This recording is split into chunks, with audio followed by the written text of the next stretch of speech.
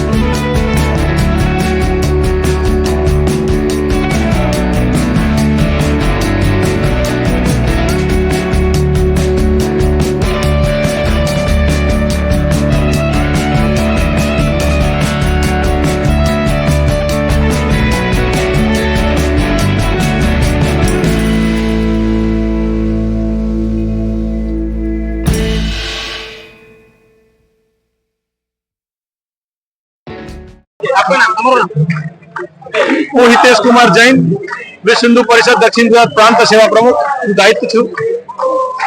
આજ રોજ અમે સમગ્ર વિશ્વ હિન્દુ પરિષદ હિન્દુની રક્ષા કાજે અને સાધુ સંતોની રક્ષા કાજે અને ભારતીય સંસ્કૃતિ, હિન્દુ સંસ્કૃતિનું જતન થાય તેના માટે અમે આજે વિરોધ કરી રહ્યા છીએ।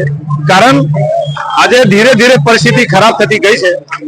એના અનુરૂપે બાંગ્લાદેશમાં જે બાંગ્લાદેશનો જન્મ ભારતીના દ્વારા થયો અને ત્યાં રહેતા વસતા હિન્દુઓ જે બાંગ્લાદેશની પ્રગતિમાં હંમેશા સાધક બન્યા, બાધક ક્યારે ન રહ્યા। અને ત્યાં હિન્દુઓની સાથે સાથે ત્યાંના સાધુ સંતો, અમારા જે જૈનો જે અમારા હિન્દુ સાધુ સંત છે, ઇસ્કોન મંદિર મુખ્ય રૂપે ત્યાંના લોકોને જે રીતે જમાડે છે, જે રીતે લોકોની કલ્યાણની ભાવના સાથે જીવે છે અને કોરોના કાળમાં લાખો લોકોને ભોજન આપી, અન્નદાન આપી ત્યાં બાંગ્લાદેશને જે આગળ પ્રગતિના પથે લઈ ગયા તેવા સાધુ સંતની હત્યા કરી નાખી।